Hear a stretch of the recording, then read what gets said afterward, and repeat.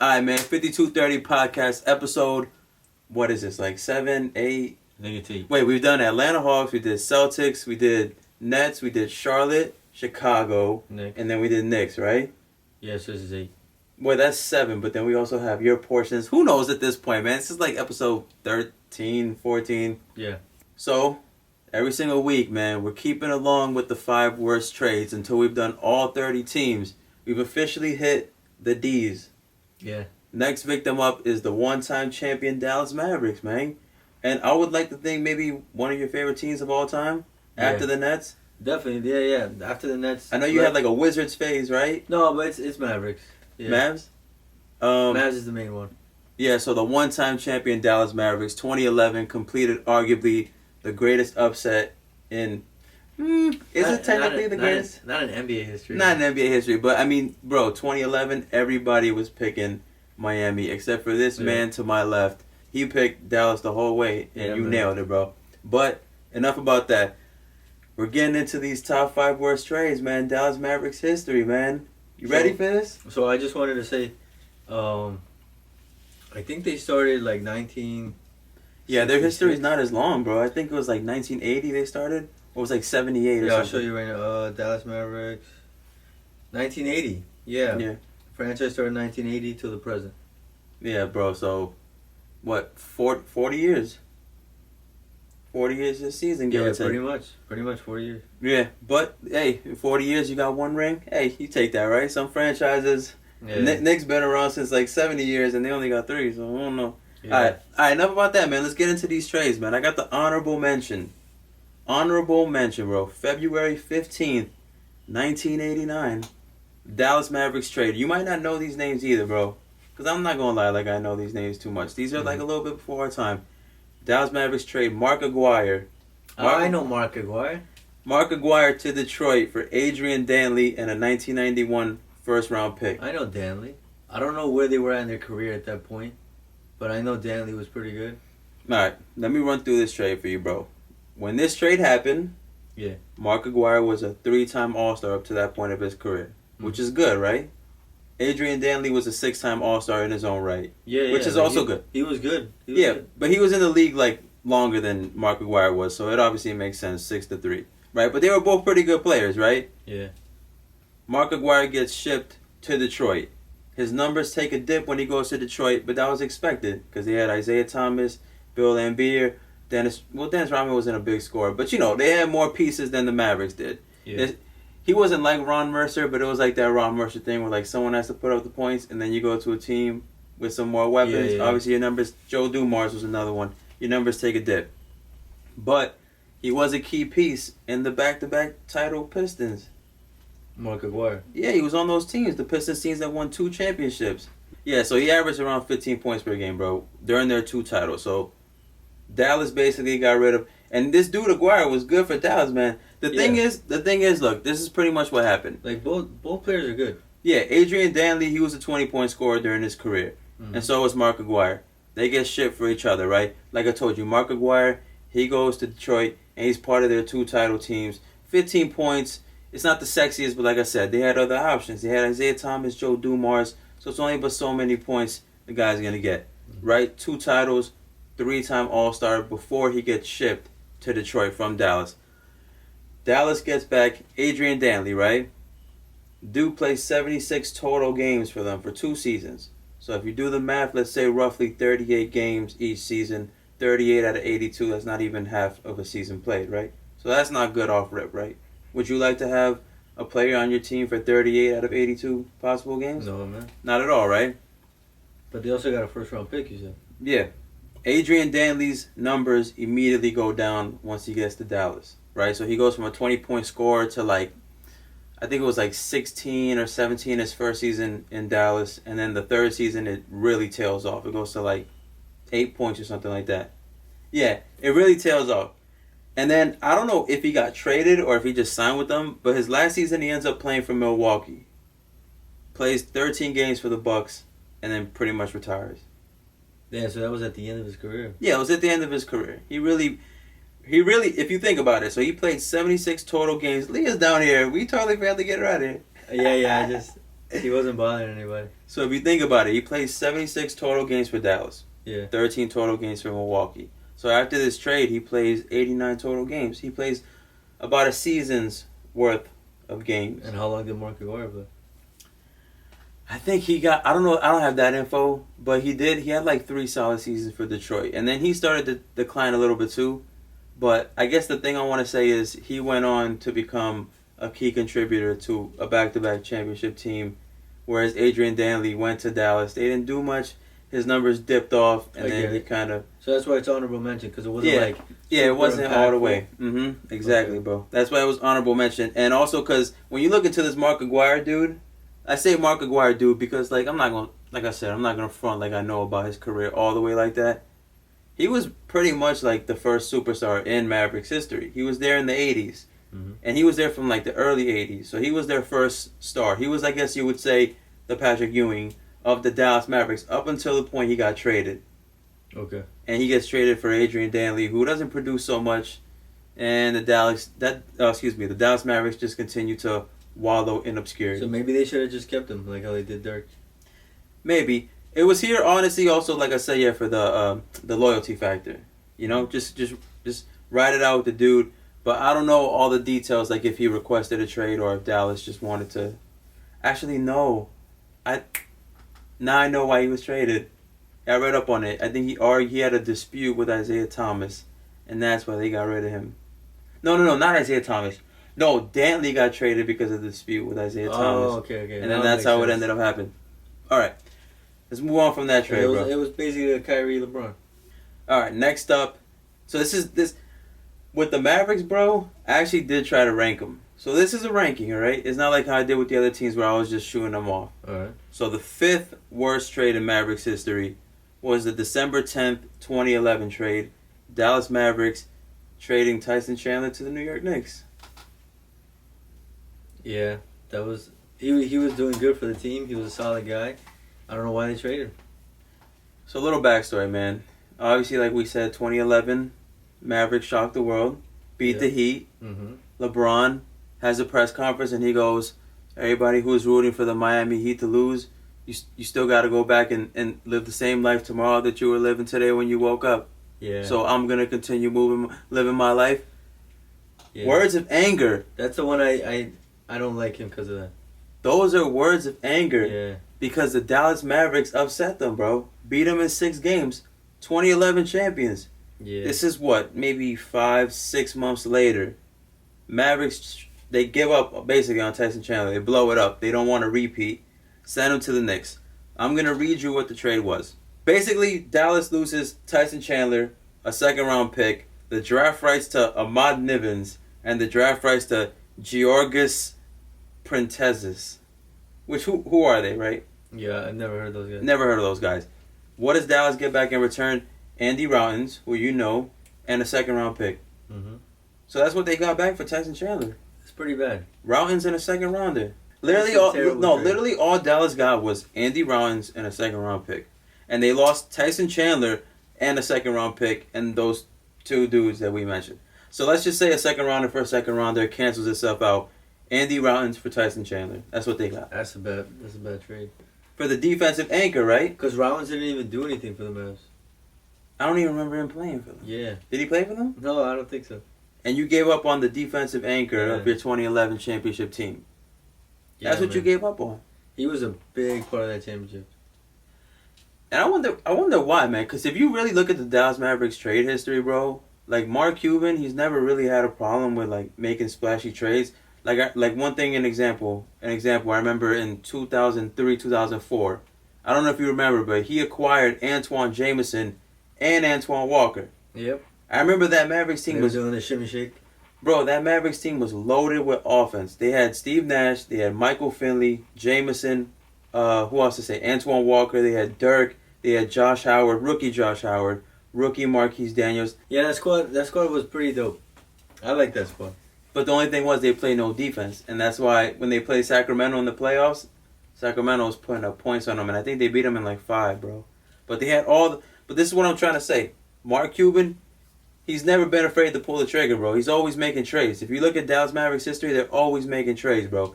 Then they did the Antoine Walker for Jason Terry. When did Cuban take over? I think it was like 99. You see. Then they did the Antoine Walker for Jason Terry, and then they did the Antoine Jameson for Jerry Stackhouse. So he was always shaking and baking, making moves to try to improve the team. And then it just kind of, this is like the one time where you could say he didn't. It's like you just came off the title, and instead of trying to repeat, you basically just give up on Tyson Chandler.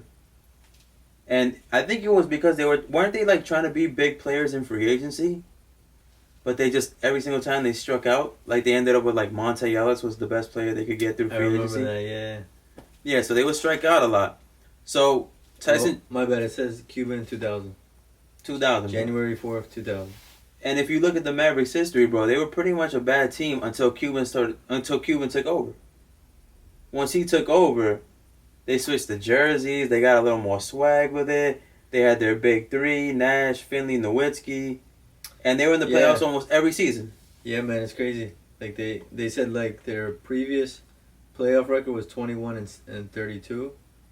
And in the 10 years following, 49 wins, 57 losses. But clearly they made the playoffs a lot more. They're getting more wins. Yeah, and they actually went to the finals twice. Yeah, what was it, 06 and 2011. Yeah. So Tyson Chandler gets sent to New York, right? These are some of the things. I think we mentioned this in a different video. It was with the Clippers, but I said these were all the things he did for the Knicks. Yeah. So just to reiterate that, he goes to New York, Defensive Player of the Year in 2012. Defensive Player of the Year, bro. And like we said, the defensive anchor for the 2011 team. Yeah. So he holds true to that. He proves that. Damn, there's a worse trade than this? Yeah. Oh, man. All right. So Defensive Player of the Year in 2012. All Defensive Second Team in 2012. All NBA Third Team in 2012. So clearly 2012, the 11-12 season, that's his year. Mm-hmm. All these accolades, right? All-Star in 2013. So his second year with the Knicks, All-Star. His only All-Star in his career. And all Dallas had to show for it was Andy Routins in a second rounder, bro. It was honestly just... this is when the free agency stuff really kills you, bro. Because you make these trades and you're trying to get guys in free agency and you strike out. Yeah, they're trying to make cap space? Yeah, to be players in free agency. And I think they also did it with Jason Kidd. I don't know if they waived Kidd or if they traded him to the Knicks too. Remember Kidd? And that still hurts me to this day, bro. Kidd ended up on the Knicks his last season in the league. Yeah. So Kidd was out. Tyson Chandler was out. I don't know how long Pager was there, Caron Butler. I know Caron Butler, like, by 2013, he was on Oklahoma City. I don't know how he ended up there.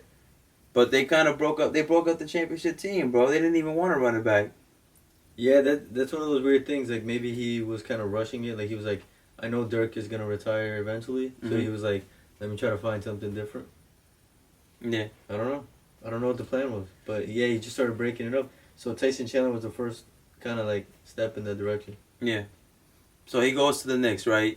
For his first 3 seasons with the Knicks, these numbers don't stand out, but he gives them, if you average the numbers out, around 10 points, 10 rebounds, and a block per game. Consistently through his first 3 seasons with the Knicks. That's solid. Yeah, and the one block a game, like we said, that's misleading because obviously he won Defensive Player of the Year in 2012. Mm-hmm. So, there's different things to it, bro. Aside, this is not like fantasy where it's just the stats and the blocks. It's also how many shots do you alter, little things like that. That don't show up on the stat sheet. Yeah. So Tyson Chandler goes to the Knicks, right? Yeah. Remember, bro, from 2000 to like 2013. No, from like 2000 to basically right now. How many winning seasons have the Knicks had? Like maybe 3, 4. Like the first season with Amari, with Melo? probably like the first 4 seasons with Melo. So I think it was 2010-11 they had a winning record, 11-12, 12-13, and then I think 13-14. Then after that they fell off. 14-15 I think they had like 17 wins. So they had 4 winning seasons in the last like 20 seasons, right? Yeah. In these last 20 seasons, bro, their best record was that 54-win season.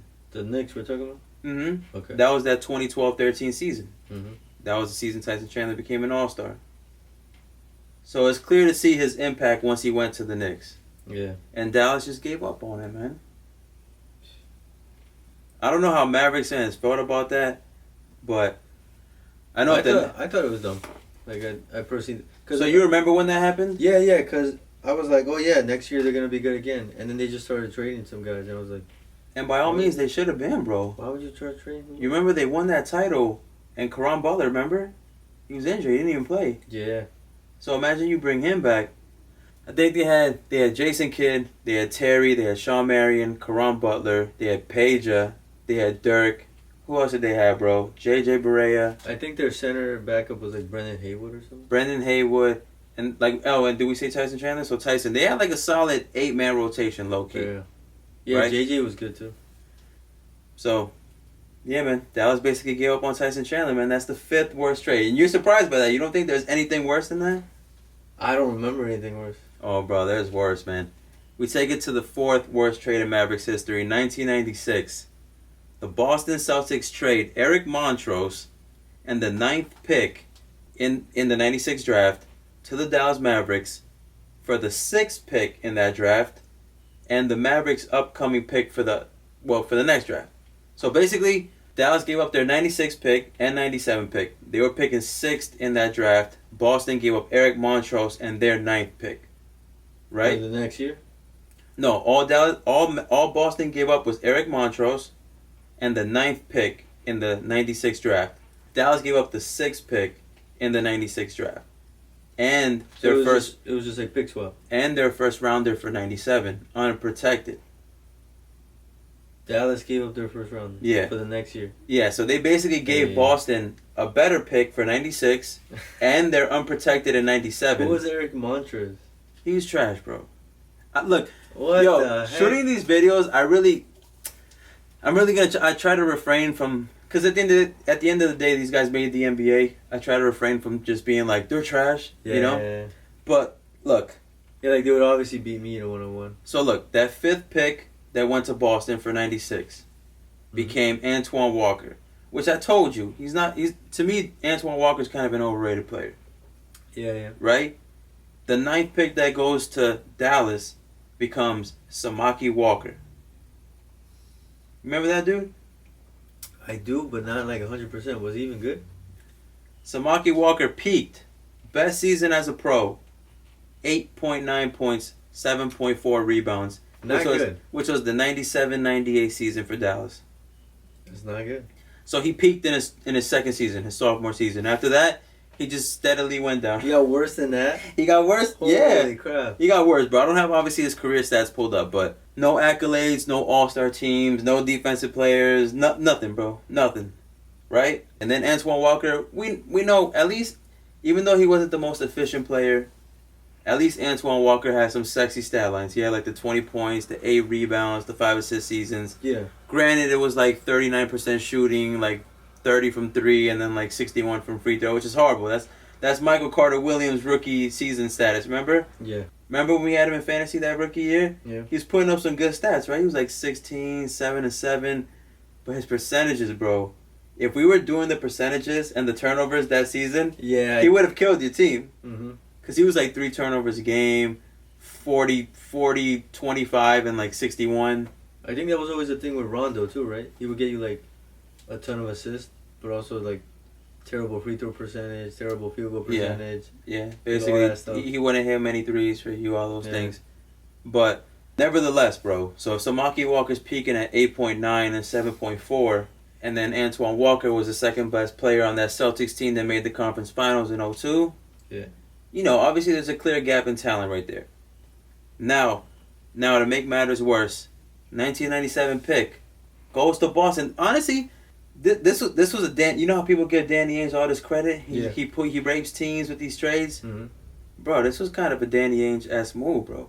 So what was it? Dallas basically just unprotected 97 pick. They just give it up. Then And- what did it end up being? And Dallas actually does bad in that season leading up to it.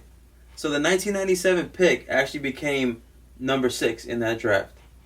In the 97 draft. 97 draft, Dallas did poorly enough that became the number 6 pick in 97, right?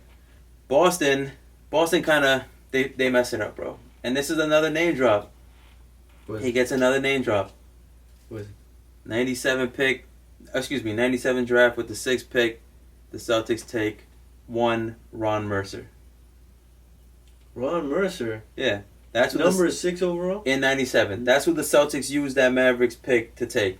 Ron Mercer. There has to be somebody better down the line, right? Yeah. You know who got picked number 9? Tracy McGrady. Holy crap, to Toronto. Yeah, to Toronto. Whoa. So imagine if these two picks become Antoine Walker and Tracy McGrady for Boston, and all they gave up was Eric Montrose and the worst pick. Because remember, their pick was 9 in '96. Mm-hmm. They got the 6th pick from Dallas. This was honestly a pretty bad trade, bro. Wait, so Boston could have gotten Antoine Walker and Tracy McGrady? If they drafted correctly. And then Dallas would have gotten Eric Montross and Samaki Walker, who they picked. Yeah, that's pretty bad, man. Boston gets Eric Montross, right? What do you think he does for Dallas? He doesn't even play? Plays 47 games for Dallas. Averages 3.9 points, 5 rebounds. In 1 year, or? It was pretty... Yeah, one season. One season. Plays 47 games, 3.9 points, 5 rebounds. That's terrible, man.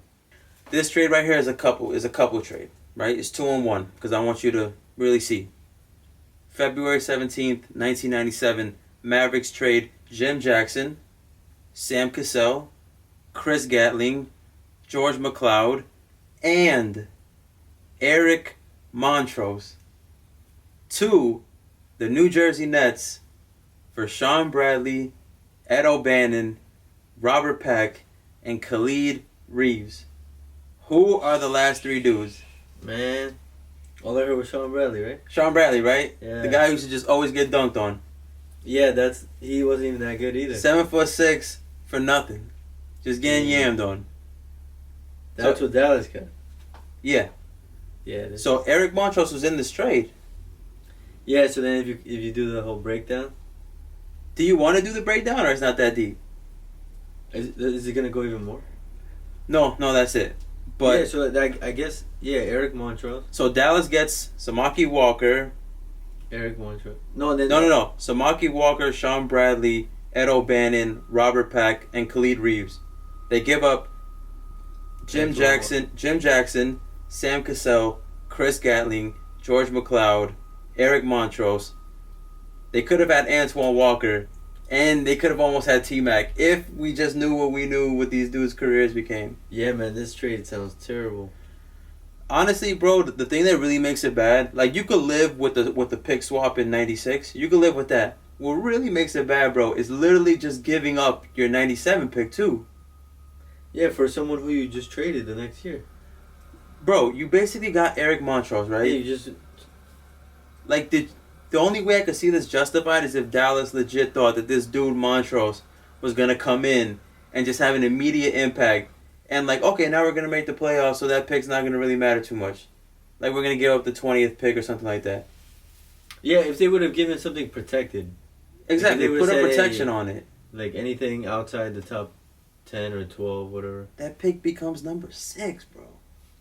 And you just literally just have to give it to Boston. It's amazing that they even recovered after this. That's like 2 years you just lost. Bro, 98 draft was Dirk, so this was like a year later. They do the Robert Chandler for Dirk. Finally, they got Dirk. You want to move on from this one, man? That's basically it, bro. Yeah, that's it. It was the Eric Montrose and a pick swap for the worst pick. Basically, they give up their pick, and they agree to take on a worse pick for Eric Montrose and the worst pick. And the better pick. Not good, right? And then the next year, they draft Dirk. Yeah. So let's move on, bro. Number 3, worst trade in Mavericks history. This is another one that's a little bit before our time.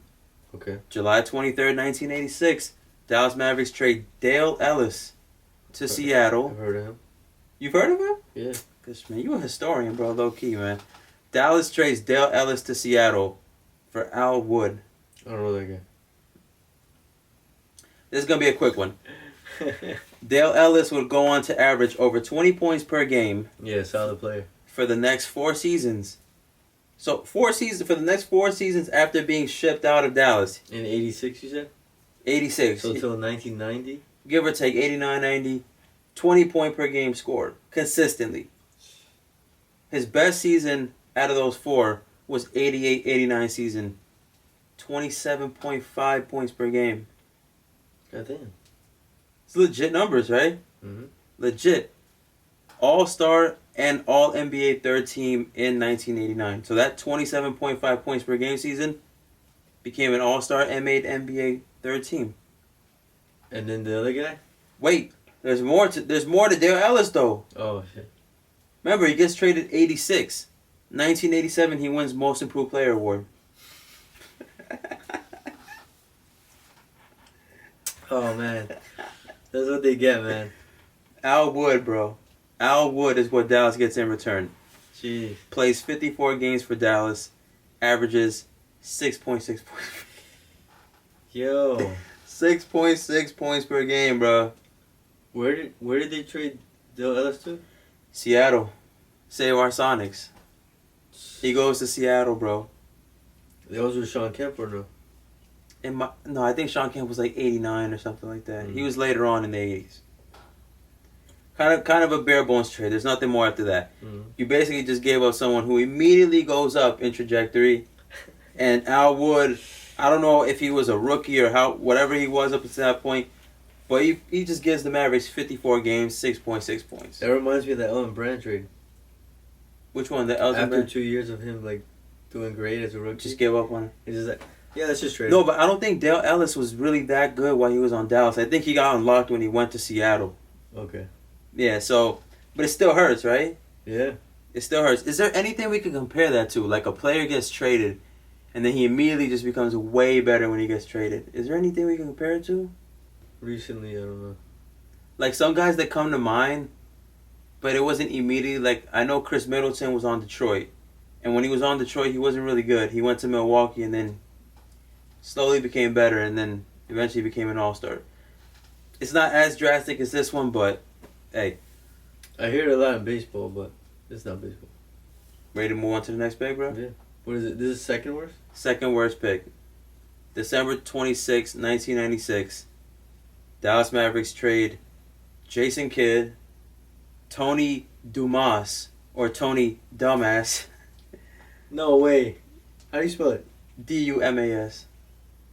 Dumbass. Dumbass. Tony Dumbass, Lauren Meyer to Phoenix for Sam Cassell, Michael Finley, and AC Green. Doesn't look that bad, right? Wait, didn't something happen with Sam Cassell before? Sam Cassell was in that trade for Sean Bradley. The next year? Ooh, so this happened, bro, a couple months. This happened December 20. In a couple months they get Cassell and they trade Cassell? This trade happens December 26, 96, the Sam Cassell one. By February of 97, 2 months later, they ship Sam Cassell out of town. With Jim Jackson. And then Sam Cassell was already kind of good? Or did he get better later on? He was getting better. He had a little bit of clout on him because he was on those Houston Rockets championship teams. You remember, bro, like in the early 90s, there was the Triple J's in Dallas. Remember, it was Jason Kidd, Jim Jackson, Jamal Mashburn. There was hype behind that. This was a glimpse of hope, the future of Dallas Mavericks basketball. Then they trade him. They trade Jason Kidd, and then for Sean Bradley, they trade Jim Jackson. So they get rid of the two of the Triple J's in a 3-month span. And they get Sean Bradley. Like I said, Sam Cassell's in that trade, bro. You trade Jason Kidd, one of the pieces you get Sam Cassell. You include him with Jim Jackson to get Sean Bradley. It's not that good, right? It doesn't sound that good. Nope. Cassell, like I said right here, Cassell played 16 games for Dallas before being traded to New Jersey in the deal mentioned above, which was the Sean Bradley trade. Yeah. AC Green, another player who they got, was washed up until this point. He averaged around 6 points per game for Dallas. So that's really not that much, right? That's trash production, but it's like 10th man production, 9th man production, right? The one thing that saved this trade a little was the Michael Finley thing, right? Because he was part of that big three, that core with Steve Nash, with Dirk. But I mean, we saw what happened with Jason Kidd, right? I want to say from multi-time All-Star. I want to say there was like a 10-year span where he was, if not the best, definitely like top 5, top 3 point guards in the whole league. I want to say over like a 10-period stretch. So let's say from like 98 to like maybe 08. Like his final season with the Nets. Yeah, at that point, the only thing it's Steve Nash, him, and then But Chauncey Billups, but that's even arguable. yeah, they're not on the same level. Baron Davis. Not on the I don't same know. I level. always thought Kidd was a more freaking like well-rounded player, man, because he played defense, he rebounded, he assisted, he scored. I remember when Kidd was on the Nets, he was getting a lot of triple doubles for us. Yeah, that was the biggest thing. Like there was literally like a triple double watch when we were watching the Nets. Mm-hmm. Like they were always like, "Oh, is he getting close to Magic?" Yeah, they were saying he just surpassed Magic. I don't know who else, but I remember Oscar Robertson was always at the top, and it was just like Jesus, like he's. Yeah, when you saw Oscar Robertson, you were like, yeah, he was like, I don't think he's gonna get there. Yeah, and it's funny now because Westbrook, like, who knows where Westbrook is on that list now. But another thing too with Kidd, like, you know, we're fans of the Nets, so went to the Nets, led them to 2 finals. The 02 season, honestly, Tim Duncan won the MVP, but it was a toss-up, bro. You could have gave it to Kidd if you really wanted to, because we're talking about a 26-win team goes to 52. Which one was the one that was like a co? Oh no, he was co-rookie of the year with Grant Hill, right? Mm-hmm, with Grant Hill. Oh, okay, yeah. So he takes the Nets from 26 to 52 wins. Finals, first finals in franchise history. You know, you could say, honestly, could have went to Jason Kidd that season. Mm-hmm. And I just think Kidd was a better player than Michael Finley. I think Dallas is probably... They end up getting Steve Nash, but who knows what they are if they have Kidd, a young Kidd, and then if they still get Dirk. You know, maybe it's just a better version of what they had. Who knows? But all we know is Kidd is... What's Kidd, man? What would you say? Top 50 all time? Maybe top 100 player of all time? I think at least top 50, yeah. At least top 50, right? Because if you're that high up on the triple doubles, if you got all those all stars, if you took a team to 2 NBA finals, that's a serious track record. that's pretty good, man. That's pretty good. Michael Finley, he was a good player, but there's a lot of players who are kind of like Michael Finley.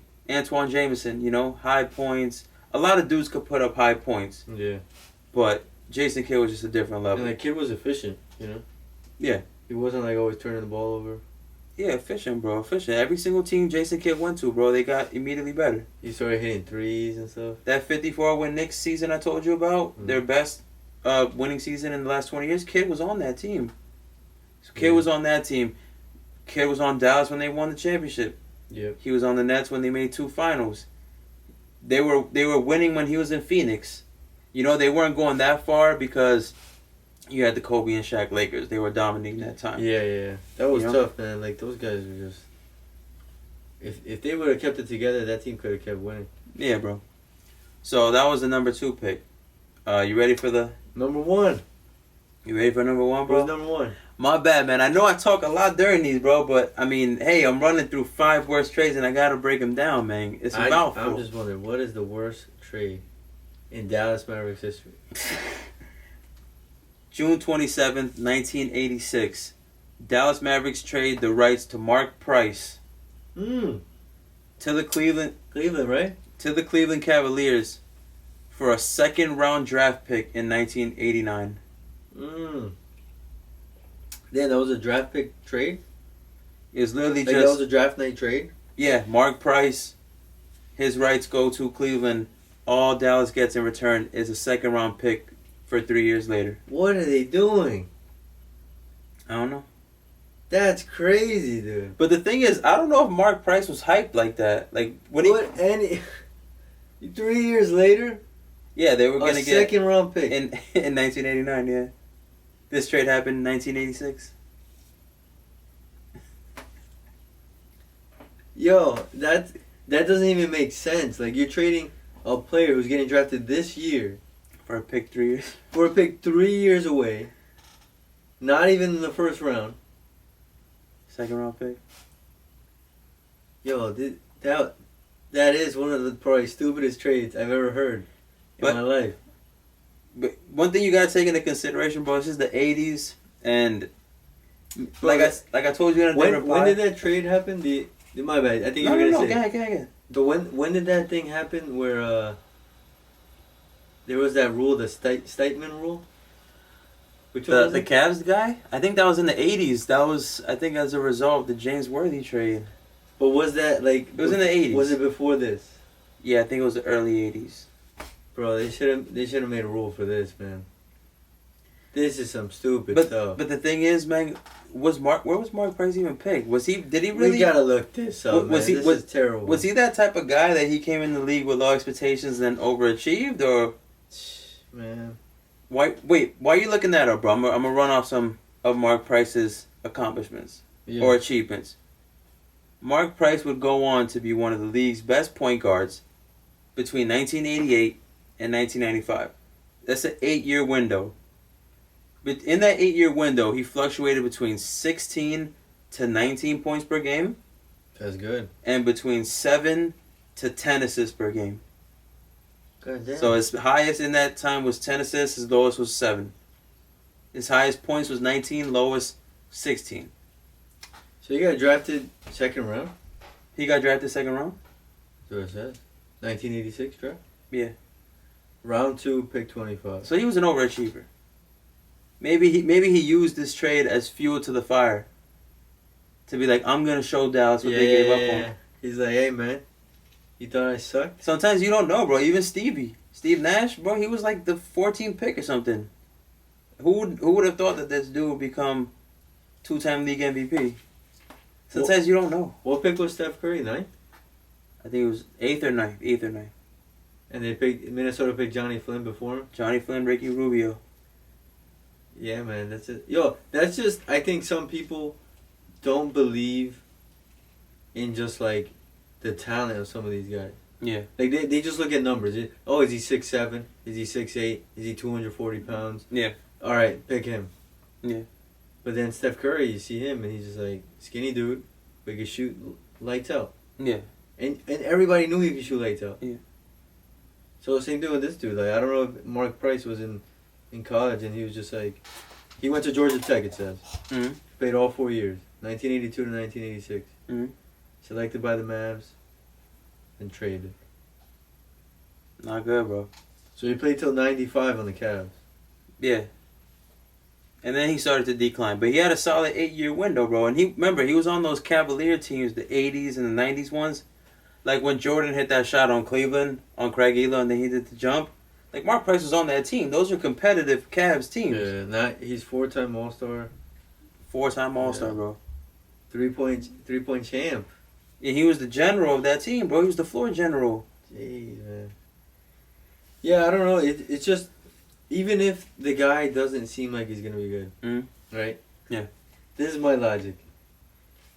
You're picking now and on a guy that might be good. Yeah.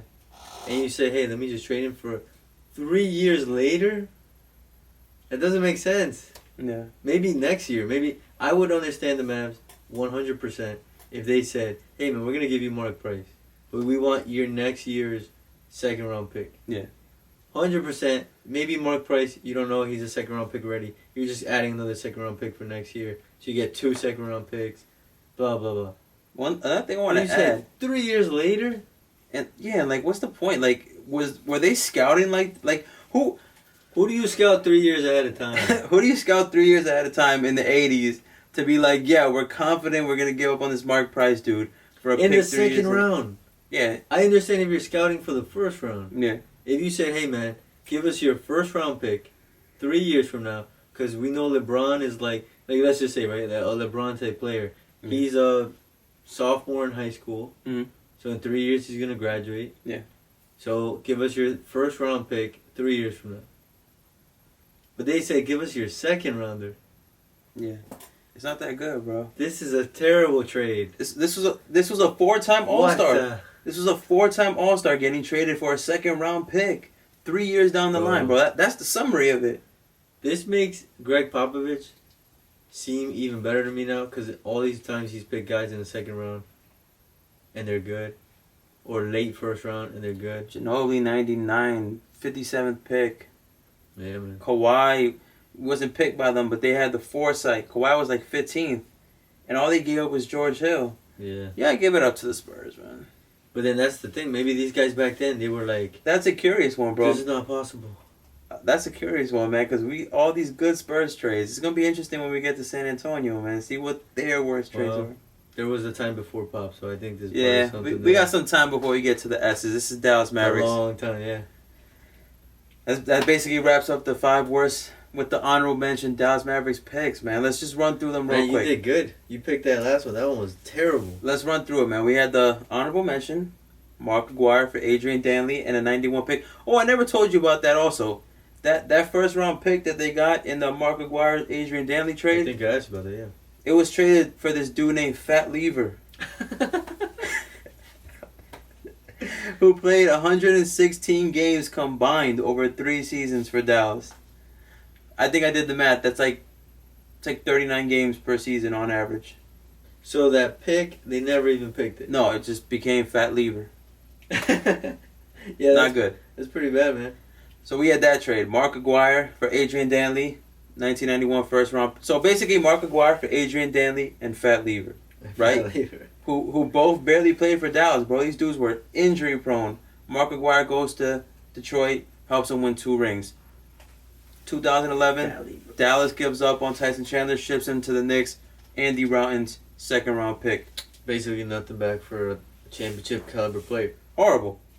1996, Eric Montross and the 9th pick, Boston gives up for the 6th pick in the same draft, 96, and Dallas's unprotected first round pick in 97, which could have became Tracy McGrady. Could have been. Horrible. 1986, Dale Ellis for Al Wood. Like we said, Dale Ellis goes up 27.5 Most improved points. player, what? Most improved in 87. Al Wood, 6.6 points a game for Dallas.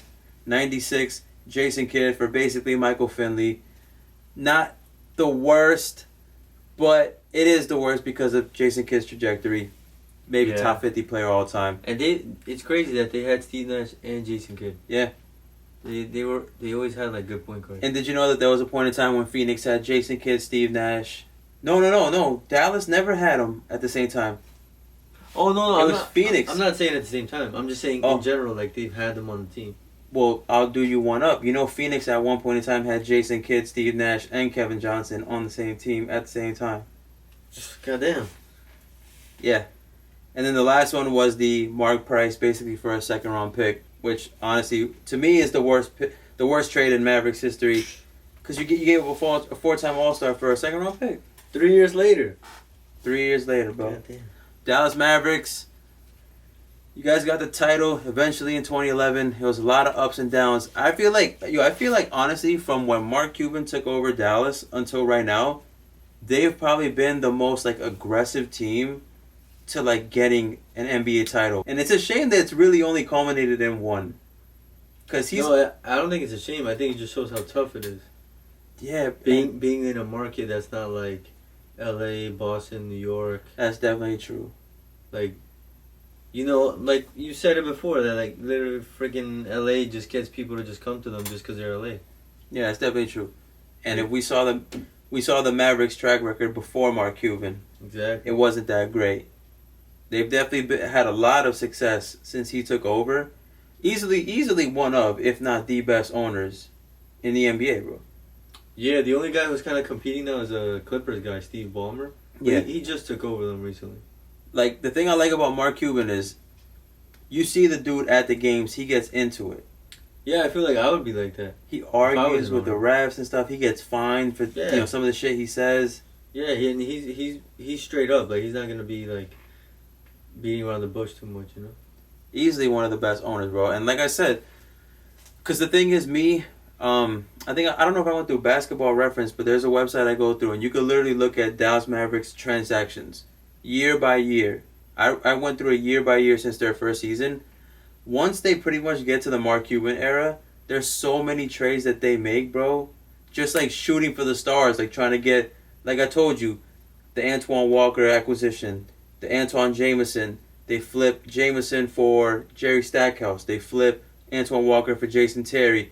Even right now, they were aggressive in getting Kristaps. Yeah. You know, they orchestrated the trade to get Luka Doncic. Yeah. Like, the dude is proactive. You know, he made the trade to get Tyson Chandler. He made the trade. He gave up on Devin Harris, who was way younger than Jason Kidd. Yeah, I remember that. Then we did the trade, right? Yeah. Yeah, and that was a year later. We had that game we went to. Funny story. Should I mention this on camera? Yeah. So, that trade happened in 2008. The Devin Harris to New Jersey. Jason Kidd goes to Dallas. Were you with me, bro, that game? Or did I go by? Did I go No, we somewhere went. else? Your brother gave us the tickets. Oh, no, you're talking about when they blew out New York by 40? Yeah. Oh, no, I was talking about a different one. Oh, okay. So, I'm going to say the one the one that doesn't include you, basically. Okay. First game, Jason Kidd came back to play the Nets. I went to that game. I made the thing. I didn't have a job or whatever, so I had my dad buy me the tickets. I went to Continental Airlines. We saw the game. Devin Harris put on a show that game. Like, I guess he had something out for Dallas, you know? He wanted to show that Dallas gave up on someone good. Clearly outplays Jason Kidd, bro. And a chant breaks out in the arena, in Continental Airlines Arena. Thank you, Cuban. Yeah, you told me about it. Thank you, Cuban. Bro, if you go on Google, no cap, go on Google, put Nets versus Mavs, thank you, Cuban. Try some keywords along those lines. If a game comes up from, I want to say, February 2008, Nets versus Mavs, like an ESPN article, click on it. It'll probably mention something. Nets fans started chanting, thank you, Cuban. I started that chant. I was at that game. You remember, bro, let's be honest. We're New Jersey Nets fans, right? Yeah. Sometimes the fans in the arena, they weren't all the way into the game. When we sucked, when we were performing poorly, Sometimes people weren't into the game. people were more into just like talking to their friends and stuff. Yeah, people would go to Nets games and just be like, ha ha ha ha, Instagram, Instagram wasn't around then, but oh my god, my Facebook status got a like or whatever. They would be, and when the Nets would score, the cheers wouldn't be, they would be like a little, Yeah. you know. Yeah, you and me would be like into the game, like, oh yeah, he's passing it to that guy. Yeah. And then everybody else in our family, like if we went with them, they'd just be like telling jokes to each other, and we'd be like, oh man, he's got to make this free throw. There was a difference between the Nets crowd and how you see like the Warriors crowd is, or even like the Trailblazers or the Oklahoma City Thunder. Definitely the one that got me was when we went to that Cavs game. Oh, with LeBron? There were more Cavs jerseys there. Yeah. More LeBron jerseys in our own stadium. Yeah. And it was like, damn, dude, we can't even freaking support our own team. Yeah. I mean, not everyone's built like me, bro. I was Nets through and through, right? So like I was saying, that chant broke out, bro. Devin Harris is outplaying Jason Kidd, and I still love Jason Kidd, bro. It's not like I was just like, okay, Jason Kidd got traded. Like, I just don't like Jason Kidd anymore. But I was a Nets fan, and I was excited because Devin Harris is who we got. This dude just put on a show. Him and Vince, I think, combined for like 60. Like, two of them combined was like 60 or like 65. And we blew out Dallas, who was a playoff team. Yeah. This was the 07-08 season. Right? Thank you, Cuban chant breaks out. I started that, bro. But that was just another trade to bring it all back around. That was just another trade that Mark Cuban made where he just clearly showed that he was an aggressive owner, and he was always trying to improve the team. Yeah. Sometimes it worked and sometimes it didn't. Like with the Antoine Walker, Antoine Jameson, that looked really good on paper, a lot of offense, but come playoff time it didn't work. But he was always there to be like, okay, this didn't work, flip Antoine Walker, flip Antoine Jameson. Devin Harris, when they lost against Golden State, was 06-07. Next season is 07-08. He makes more changes. He gets rid of Devin Harris, brings in Jason Kidd. So he was always there to make trades, bro. There was a lot of Mavericks trades that I saw running through it that I was like, yo, Mark Cuban was always trying to make some trades, bro. He was always involved in something. Recently that whole thing with DeAndre Jordan. Do you remember where he was like trying to get DeAndre Jordan? Mm-hmm. Yeah. And then DeAndre Jordan like kind of like backed out. Yeah, he backed out, huh? Like even that seemed like he was really out there. Like he was actually like kind of recruiting him. Yeah. Like you don't really see that from an owner going out there and like being, hey man, we want you on this team. Yeah, was there rumors? I think that like he took DeAndre Jordan to the club or something like to. I don't know. I think I heard that somewhere that he took DeAndre Jordan to the club and that's where he pitched him on like coming to the Mavericks. I don't know. Yeah, but the thing about Mark Cuban too, he just seems like out of all the owners in the NBA, unless you know something that I don't, he seems like the one that you could most be like, bro, let's go have a drink or something like that. Yeah, he seems like the most relaxed one. And yeah. Plus he's got the whole Shark Tank thing and everything. Like you get to see more of him there. Mm-hmm. the most, I guess you could say, like, personable Yeah. owner in the NBA. And then how he ends, he's like, and for that reason, I'm out. Yeah. But, look, Dallas Mavericks, as long as Mark Cuban's the owner, you guys are in good hands. Right now you have Kristaps. Right now you have Luka. Even if the Porzingis thing doesn't work out, like if he continues to be injury prone. Well, he's good now, supposedly for the bubble. But at least you know you have Luka, bro. This dude is top 5 player in the NBA. Maybe top 10, top 5 maybe. Definitely putting up some numbers. Dallas is a playoff team. And it's insane how quickly, which is a testament to, like I said, Mark Cuban, how quickly, you know how some teams, they fall into a rebuild for 10 years? You could be like the Sacramento Kings who have been rebuilding for like 15 years. Yeah. Dallas just seamlessly went from like one era. Even when they gave up on like the Tyson Chandler stuff, they were still a playoff team a few years. Mm-hmm. And then now we just completely just revamped it, bro. Now they literally have a new era. It's the Doncic Porzingis era. Yeah, I think as long as he keeps those two, because they're really young. And just put some good pieces around them. Yeah, because both those guys are still young. Get a better center than Dwight Powell. He's injured. Or like a better shooting guard than Tim Hardaway Jr. Just put some good pieces around them, bro. Competitive. Yeah, I think if they get center and shooting guard, I think they'd be a really good team.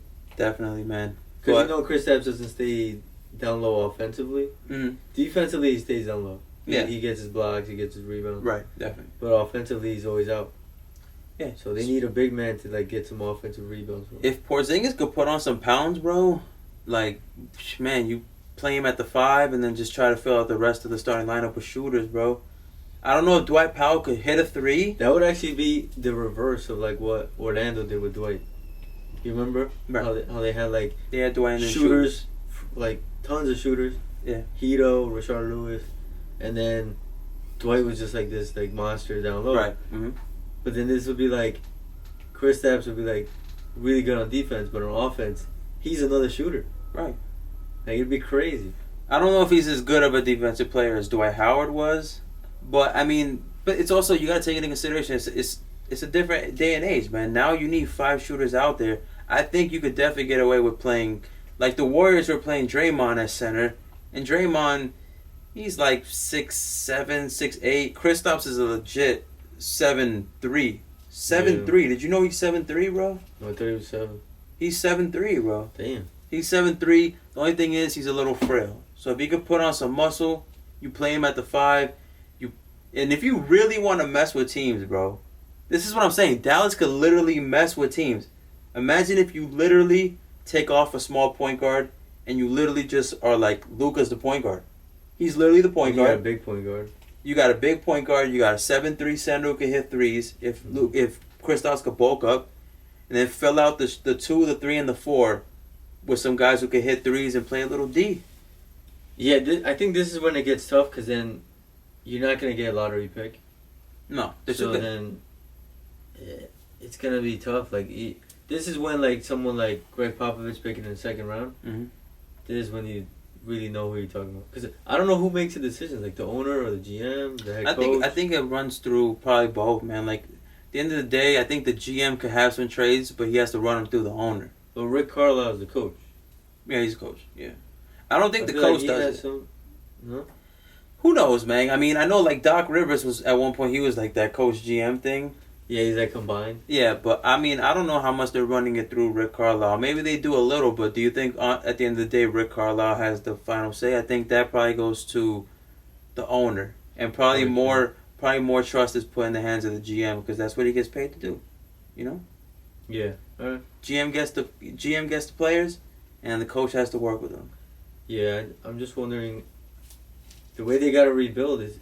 This is the toughest part, yeah. I think, of winning a championship. Because you can get to that point where you're, like, in the pack.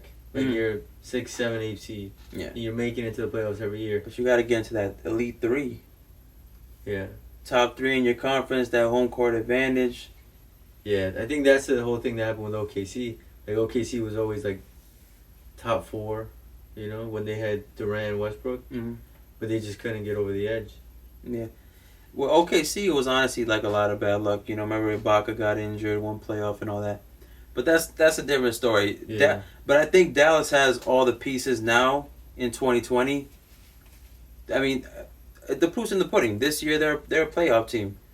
If they just make maybe 2, 3 smart moves, it doesn't have to be big flashy moves, but just I think they should improve on the players they have around Porzingis and Doncic a little bit. I think you could definitely improve from Tim Hardaway Jr. I think you could definitely improve from Dwight Powell. I think you could definitely improve from who's their point guard, the Jalen Brunson. Yeah. There's upgrades out there from that, bro. If Dallas could just fill out, literally, like I said, play Doncic at the 1, Porzingis at the 5, and Porzingis since his rookie year, he's put on a little bit of muscle. If he could just put on a little more so he doesn't get used and abused down there, fill out the 2, 3, 4 spots. And I think the Dallas Mavericks could have some Golden State Warriors potential, bro. Like that dominant. Yeah, we gotta see, man. Think of those bubble. We'll see them fully healthy because it's been a while since everybody played. Yeah, but that's pretty much it. Yeah, man. With that said, Dallas Mavericks, man. Mark Cuban, salute. Highlighted the low lights of you guys, but definitely brighter times ahead. 5230 podcast, the man from Jersey. Swag. We'll see you on the next one.